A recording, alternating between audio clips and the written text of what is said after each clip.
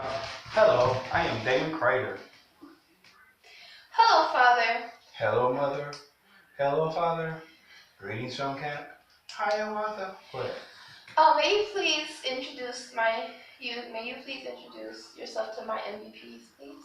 Hi, MVPs. My name is Damon Crater, and I am the father of this lovely lady. Hi, Father. So today we're going to be talking about the Black Republican. So Can I say your mama? no. So Dad, tell my friends, my MVPs, a little bit about yourself. I'm a Black Republican. I'm the daddy. Thank God. So how did you become a Republican? In 1992 was the first year I voted. I voted for a Democrat, Bill Clinton, and he continued to close down some bases, and I felt very disheartened by the closing of the bases and felt very disheartened about the closing of other companies that I felt we worked hard to get. And so I started doing research, the difference between Republicans and Democrats, and I felt the way I believed Republican was better. Do you support Donald Trump?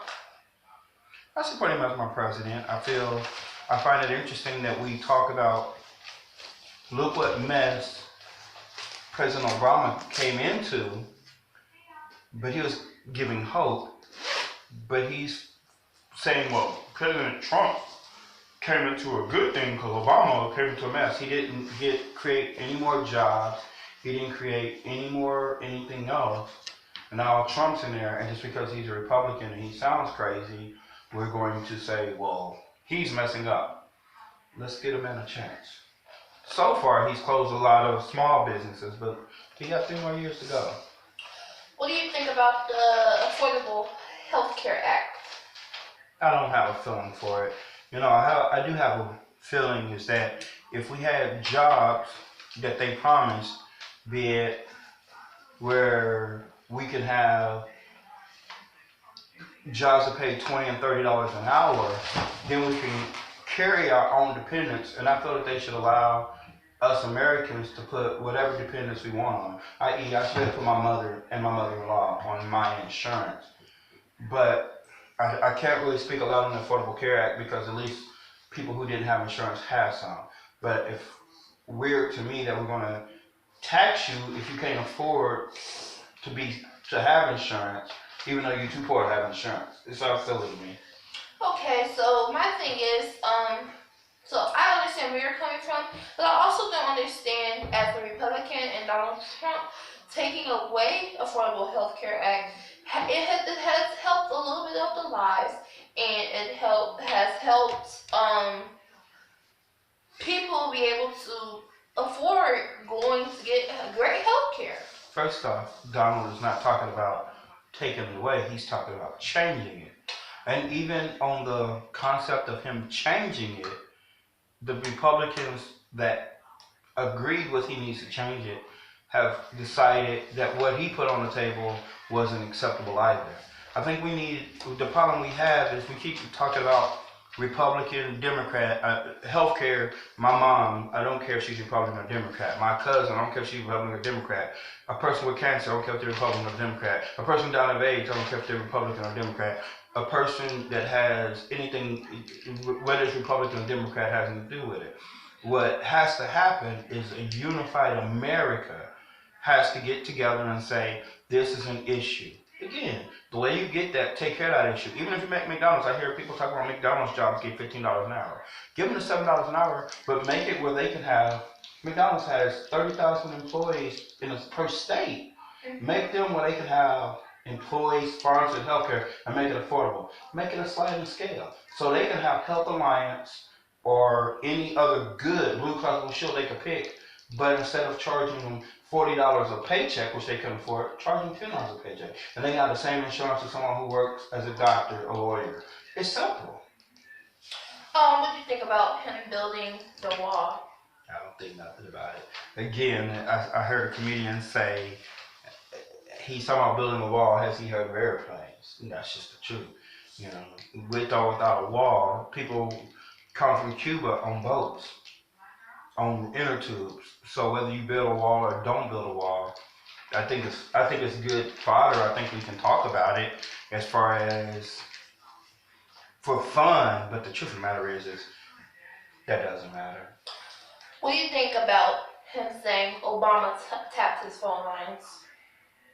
Let me ask you a question. If he didn't say the ex-president tapped his phone line, and we didn't have him with the talking about the Russian people, will we talk? Will we care?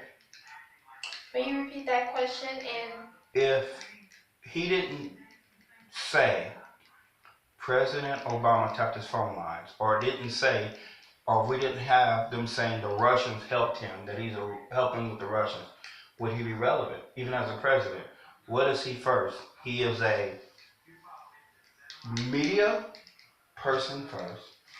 He's a businessman second.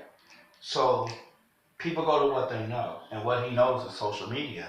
And since he knows social media, he's utilizing what he knows as fake news to get his story across. We still talk about him. He's in his first 100 days, and he hasn't passed any laws that matter. He hasn't brought any jobs that matter. He hasn't done anything that mattered because we're distracted by his wall, and we're distracted by his phone tapping. Let's say his phone was tapped. Do we care? No. Let's say his phone wasn't tapped. Do we care? No.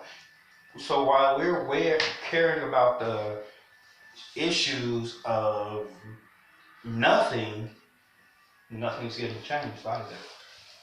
well, since he is the president, I feel like he should start changing things. He's just taking down the businesses.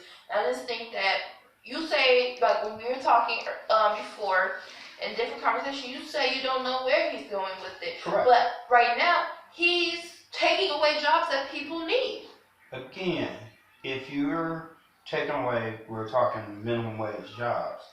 So if he's taking away minimum wage jobs that don't have any health insurance, not paying enough hours nor enough money for a person to succeed, what is he really getting rid of? Nothing. Now, when he starts, let's see what he brings. If he brings us jobs, people forget that as a business person, we'll see if he brings back. I'm from Danville, and we had General Motors, and we had T-Pack, and we had Chuckles, and we've had General Electric. Decatur, Illinois had Goodyear, and there was a place in Grand Tour, which is where we live now, that had a place called Grand Tour Products that had Mitsubishi parts and Galant parts, and we had Goodyear, and they was paying great money. If he brings those jobs back in place of, because the president before President Obama took away those jobs. Yeah. And we need someone to bring those jobs back. And we should see if he's talking about bringing those jobs back. Well, that's what he said in his I have a dream speech, so to speak. And everybody becomes the president. I have a dream. I'm going to change things. Let's see what he really does. Well, that's all the questions I have for now. I have a question for you. Why do you become a Democrat? Because I know you're a Democrat. I have not chose yet. I am processing. I have a few more months to process of what I want to do for myself. I like that in you. Well, I will tell you this much. Just like I told you before, and for your listeners who, here's Republican and Democrat. Both of them have good. Both of them have bad. I told you that. The Republicans feel that you get your lazy butt out and you work. You load 16 tons and eventually you'll get ahead. The Democrats say, as long as we're paying you $8 an hour, you'll never get ahead. Let us help you. As people used to say, 6 of one, half a dozen of another. And I have a question. What made you decide to do this video? What made me decide to do Black Republican? Yes. Because I have a person in my life and I want to utilize that person in my life to reach out to multiple viewers. I just don't want to do Democrats. I want to do everyone. Yes. And you know it's crazy that you said Black Republican. Most people think that black Republicans are stuck up doctors and lawyers, and even with me being Republican and I'm poor, people seem to think that I think I'm better than everybody else. That's not the case. I just feel that if I work hard all my life, there should be something for me at the end of the world. I don't think, I tell you, there's some things I find is messed up. Again, if I can't afford to buy car insurance for $100 a month, but if I get pulled over for no car insurance, they give me a $500 fine. What's up with that? If I can't afford to buy health insurance for $60 a month, but if I at the end of the year they give me a $600 a month fine. So I just feel that we as an American people, we as American society, we need to look at it. I can't say look at the difference in Republican or Democrat. We need to guide ourselves and say to ourselves, let's work together in order to make it better for everyone. Again, I have, I have a niece who's 6, I have a grandmother who's 60, and I'm in the middle. Of course, my niece who's 6 can't drive, so she needs help. My grandmother who's 60 can't go to school. In the middle, I can do both. Yeah. But the society is set up so to the point where I can't do both. Right. And we need, as a society, to look at it and say, where are we so broken? You asked about the wall. Do I care about the wall? Of course I don't care about the wall. But I do care about when my daughter grew ready to go to college, the number of people fighting for jobs for her job. Yeah. And if she decides she don't want to go to college and she wants to go get a job, what can she be besides McDonald's, Hardee's, Taco Bell? My fathers used to be able to work at them jobs making $30 an hour without an education. Now you got to get an education, and what does it qualify you to do? Go work at Target. Right. So. Well, do you have anything else for me? No, but thank you for giving me the platform. Anytime you want a new guest, I'll feel free. The next time you don't get the nice, kind me. She's got the nice, kind me this time, you people. For those who don't know me, know that I'm very, very, very opinionated. I promised my daughter I would be very nice. But I want to be raw and uncut. I want to be able to tell the truth. Because I'm tired of our kids being able to be sold hope. You can't take hope to the bank and cash it. You can't. You can't take an ego to the bank and cash it. I want to be able to tell you how to take stuff to the bank and cash it. Well, you heard of MVPs. Remember, you're valuable, I'm valuable, we're all valuable. Bye, guys. See ya.